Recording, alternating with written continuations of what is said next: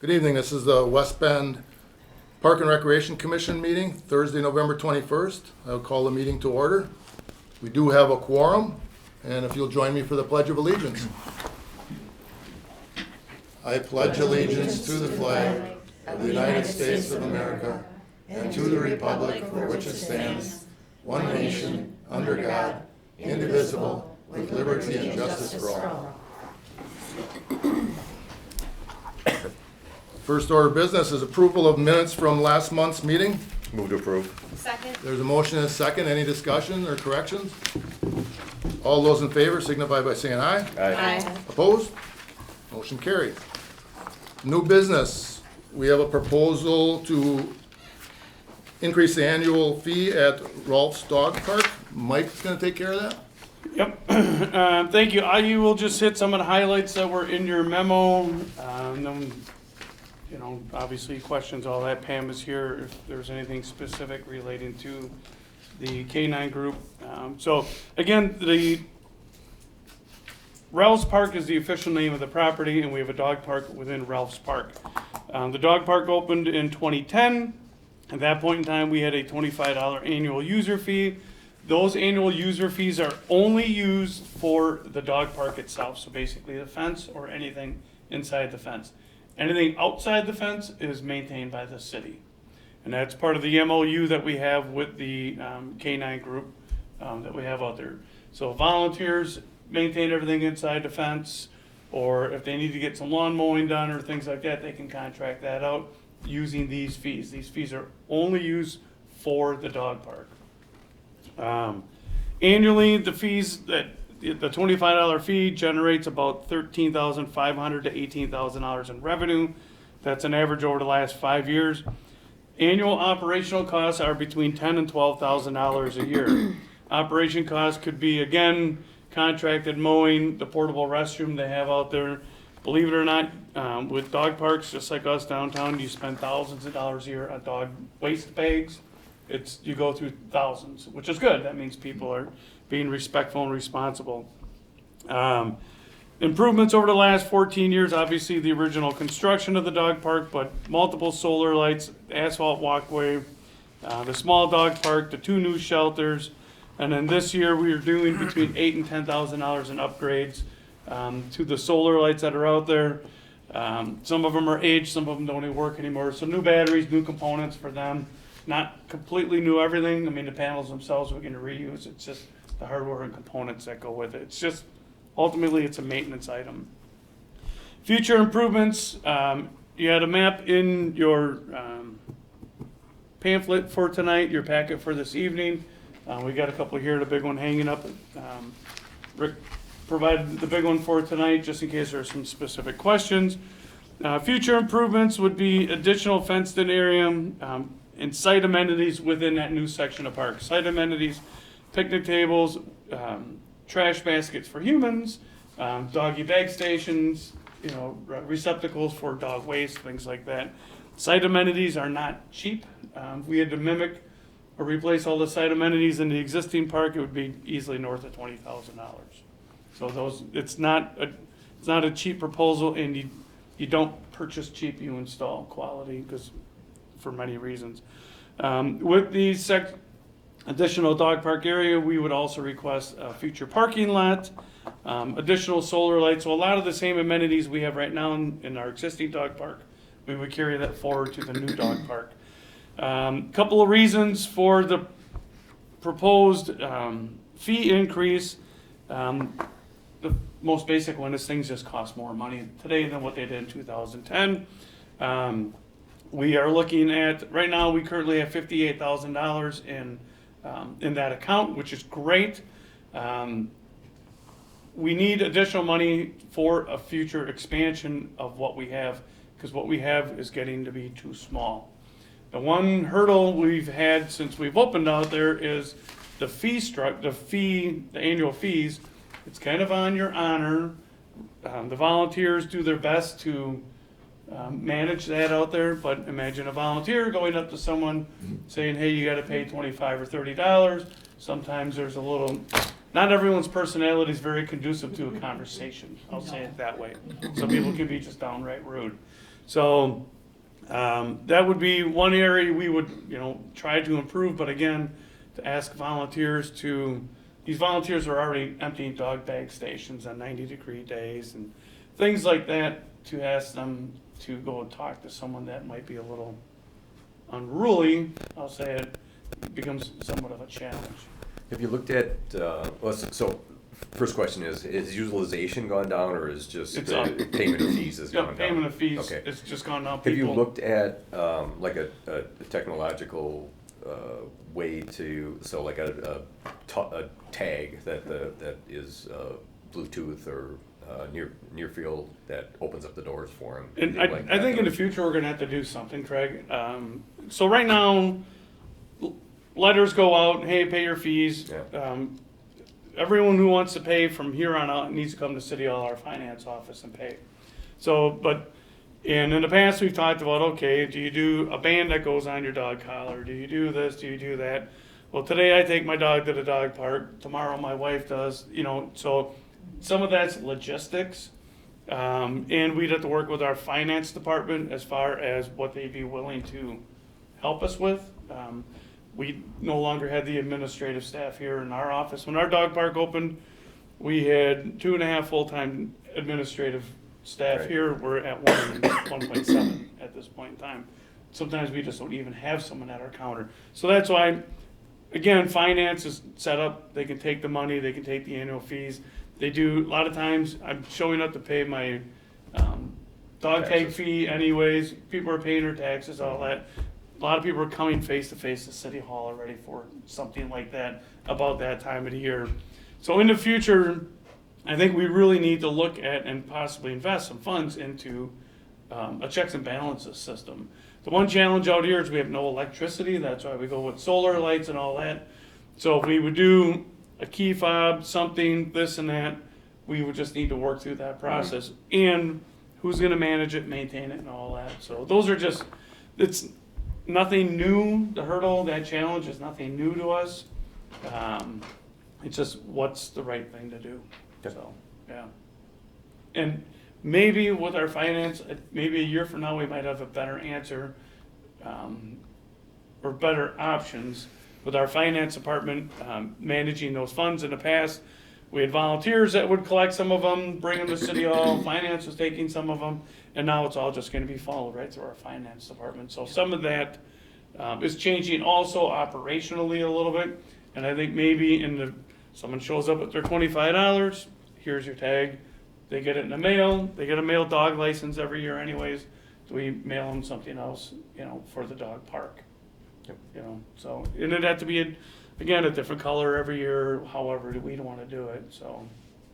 And it's 1 fee per household, so if you got 3 dogs, great, but part of the hurdle too is non-residents are using this. It's a resident and the residents and non-resident, you pay the same fee, because again, logistically, it's just too hard for us to track, especially when volunteers in the past were collecting funds.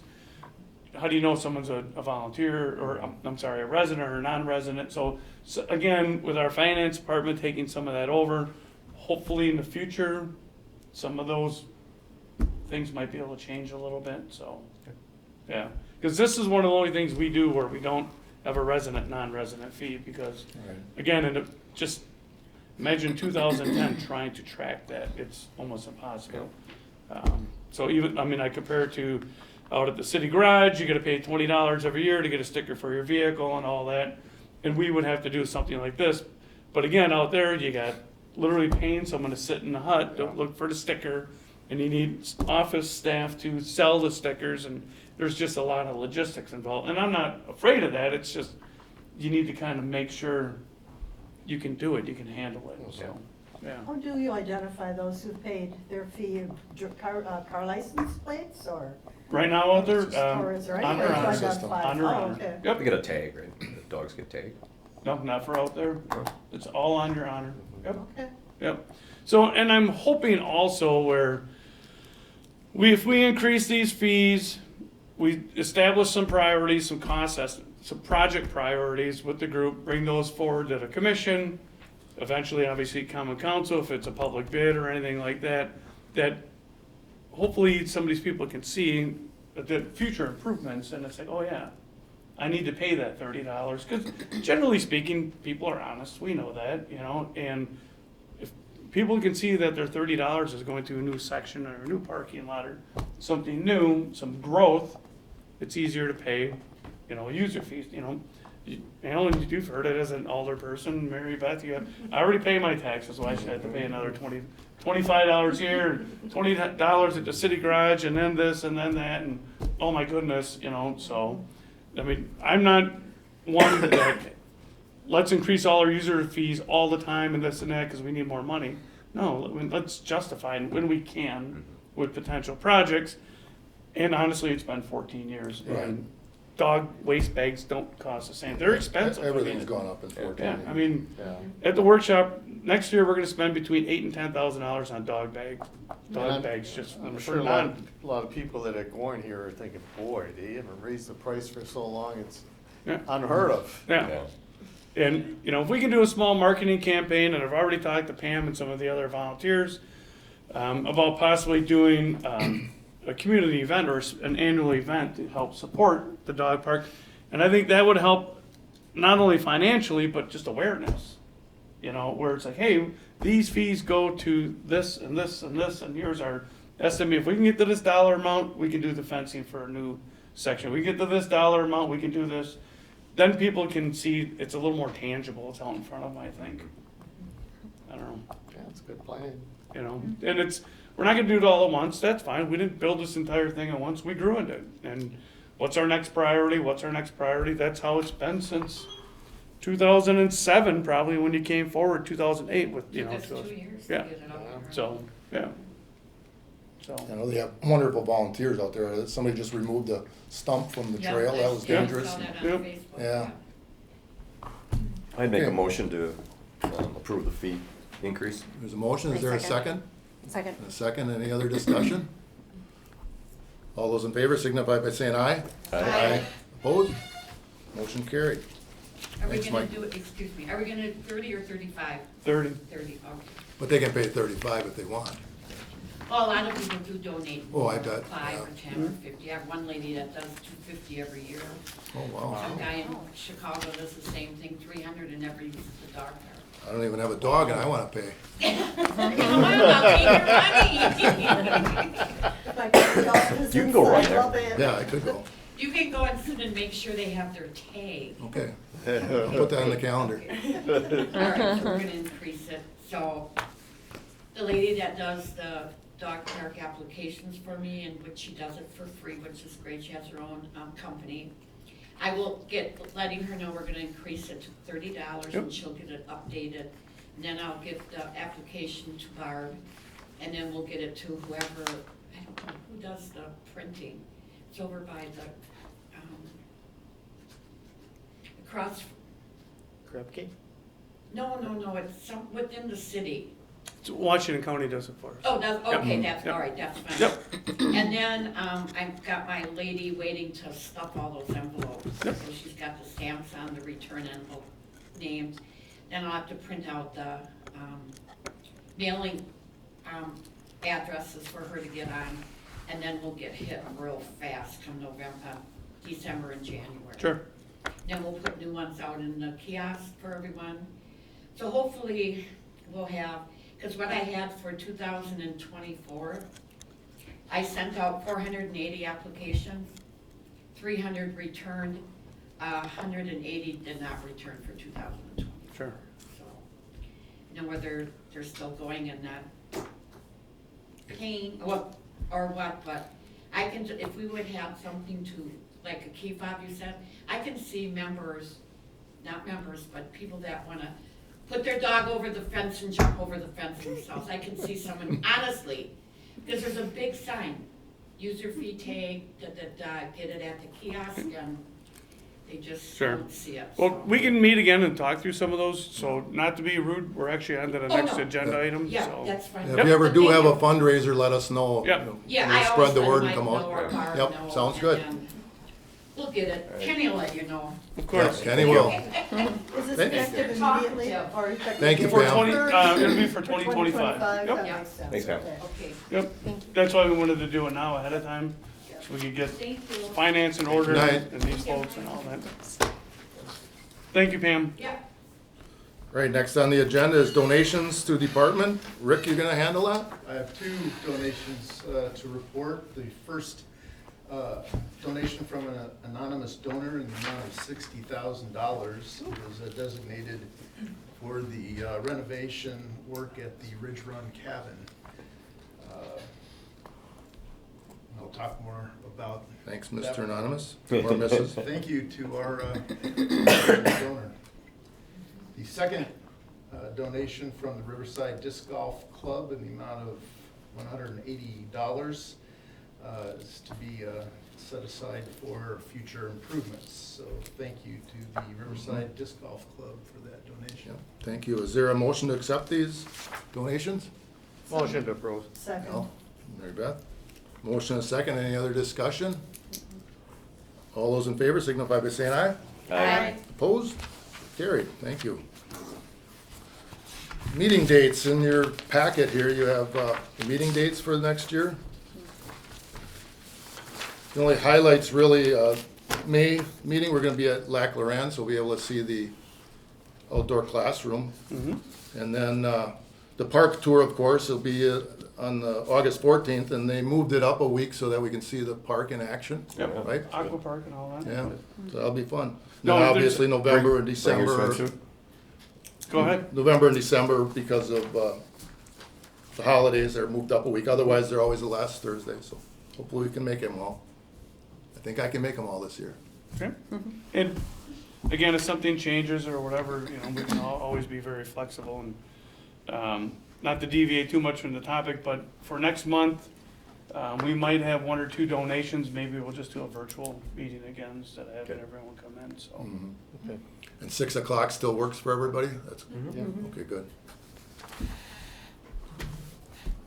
All right, so on to reports. Chairman, with the snow, just a reminder for everybody that the snowshoe Friday and Saturday, the snowshoes are apparently in the barn now. And then, of course, the sledding hill should be open. I don't know if this snow is gonna stick around, but the sledding will be out there. There should be some sleds in the sled shed, so. And happy Thanksgiving to everybody. Yeah, I got you. Craig, you have anything to say? nothing, Very covered good. it. Thank you. Rick, what do you got for us? Well, I thought I'd update you on a few projects that have been my focus for the last several weeks.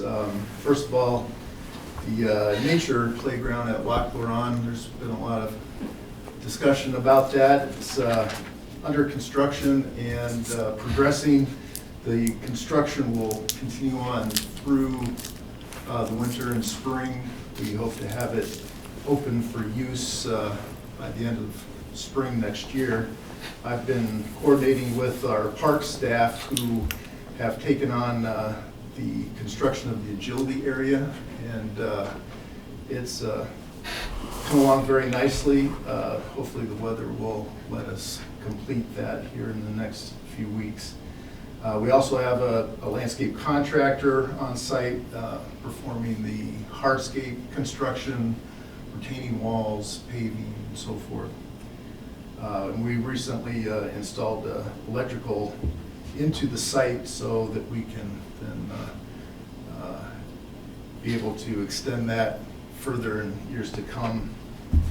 The second project, the Ridge Run Cabin, we started some of the work there.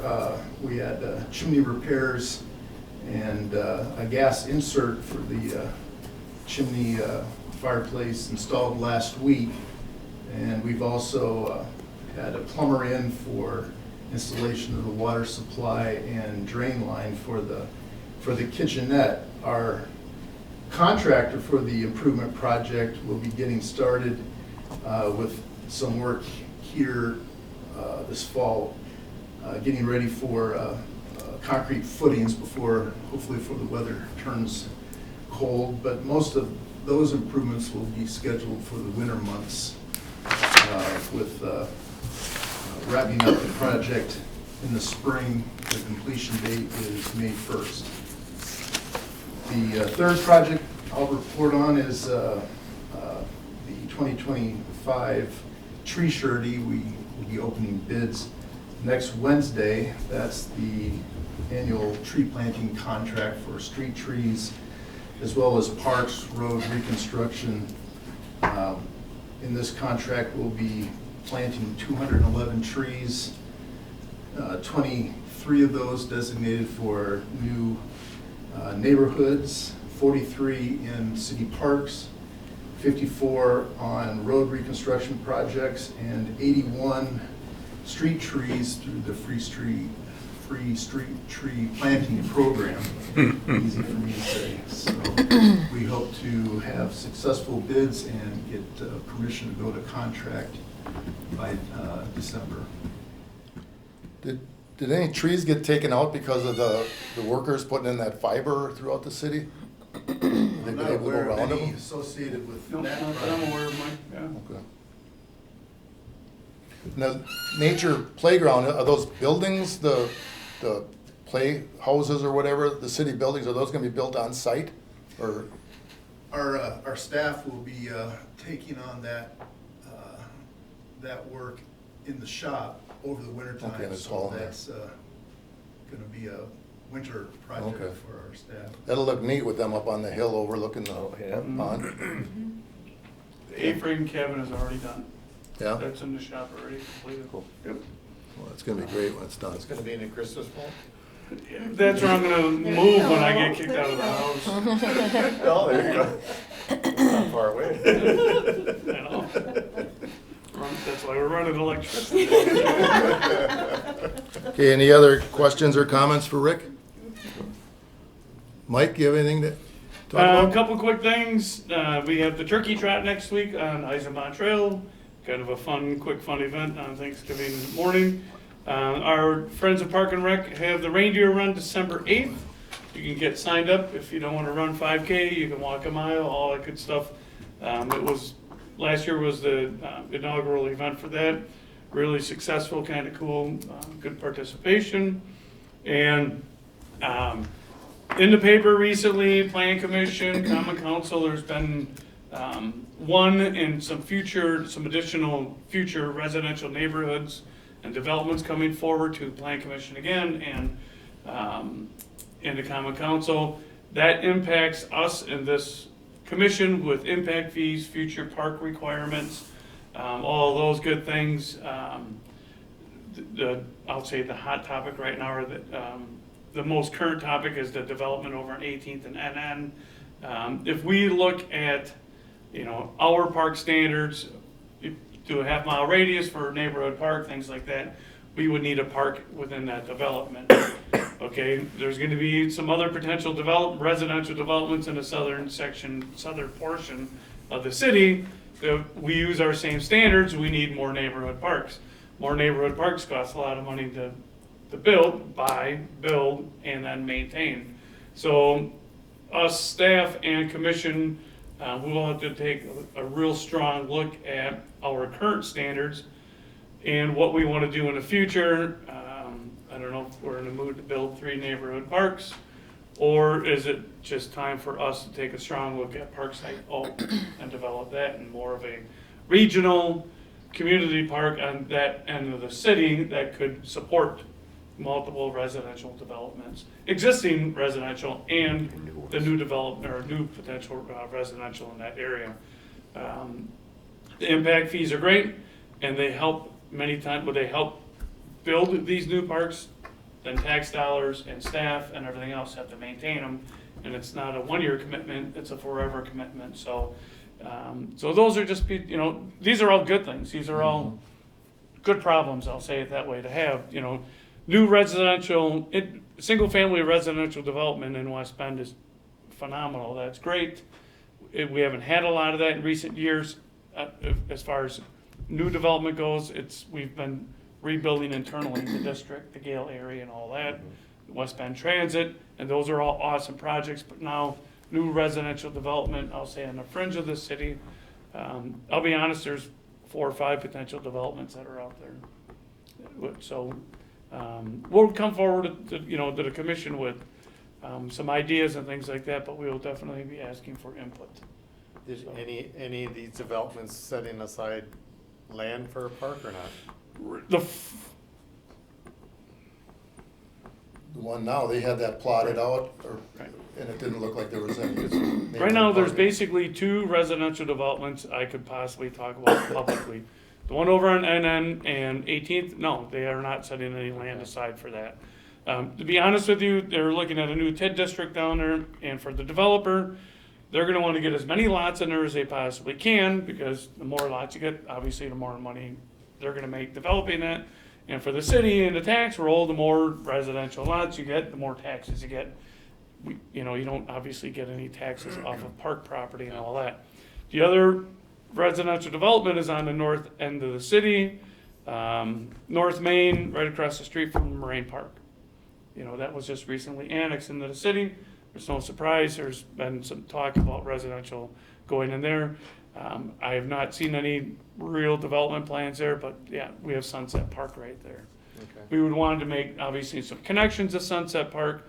We would want to look at Sunset Park and however we can do it, renovate that property it needs it to begin with and to support that new residential development. Not that everything's gotta be new, but someone's bringing that type of investment, I think we should follow up with, a good product for our new customers, our new residents, so. Right. When was the last time we did a survey on what residents are looking for in park amenities? It's been a while.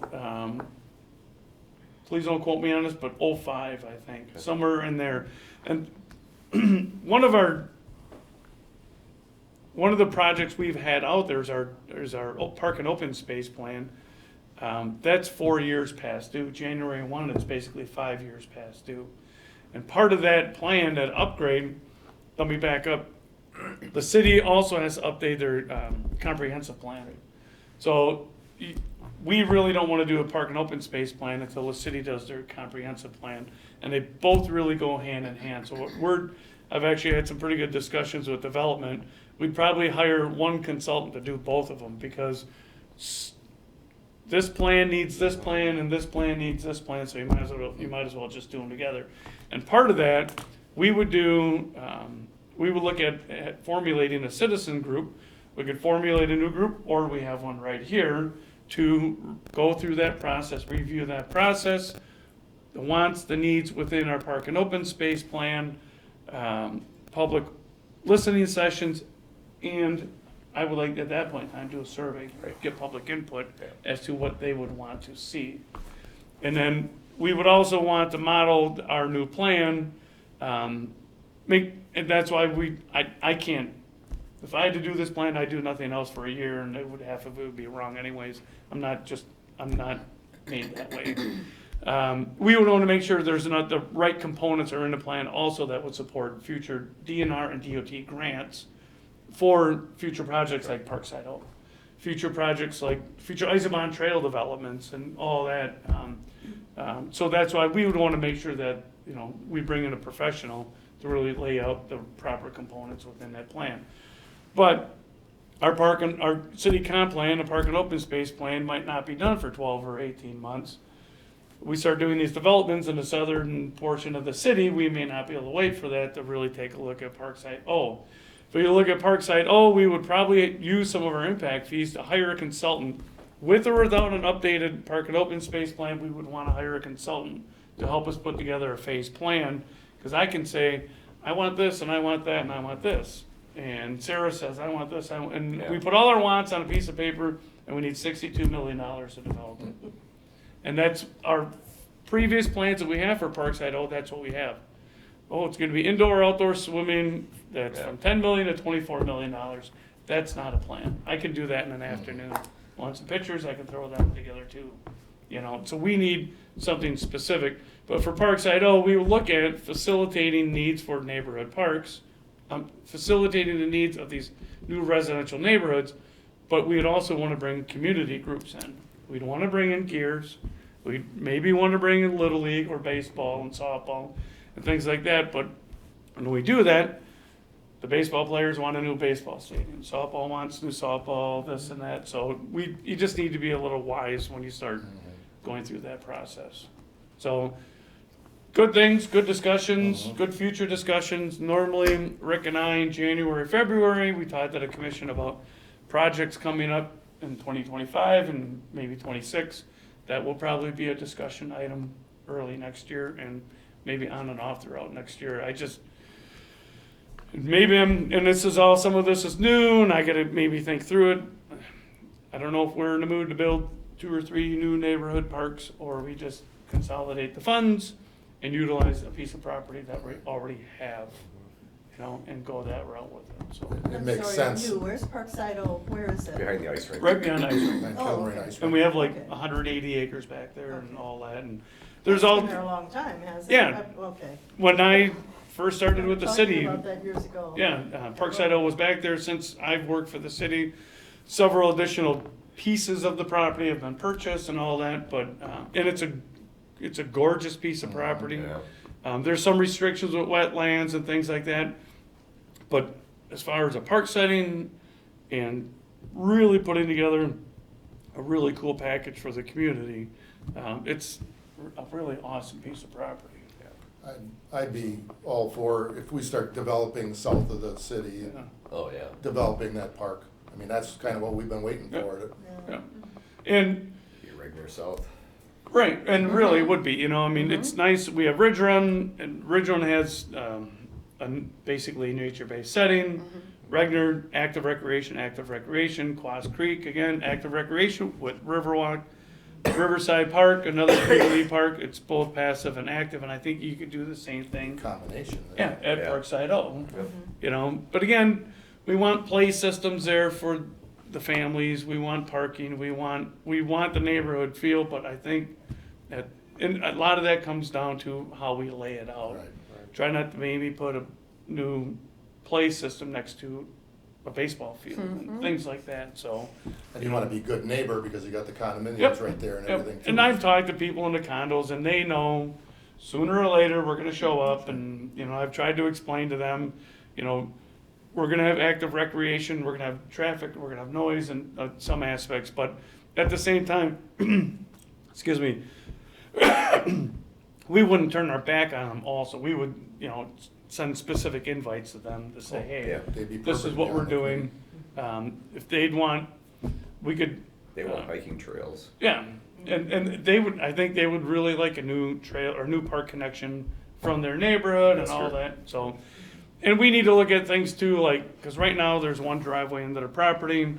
Police and fire are probably gonna, I can't talk for them, but they're probably gonna want a second entrance into the property. I would too if I were them.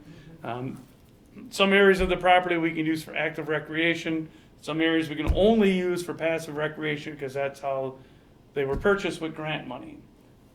So we can put parking lots on passive recreation and playgrounds on active. So that will be part of the process also, is how we figure out all this. And it would be a phased approach as new residential developments come online. What, we're gonna start with this, we're gonna do this and that, so we're not gonna have $5 million overnight to develop Parkside Home. It's gonna be, but at least we can put a plan together and, again, talk to our community, during that planning process and have that part of our open space plan process. Sorry. Yeah, I suspect what people want from parks may have changed in the last 20 years. Yeah. You know, Yep, absolutely. population changes. Yep, Okay, thank you. thank you. Yeah, good talk. That it, Mike? Oh, yeah. Right, anything else? If not, I will adjourn.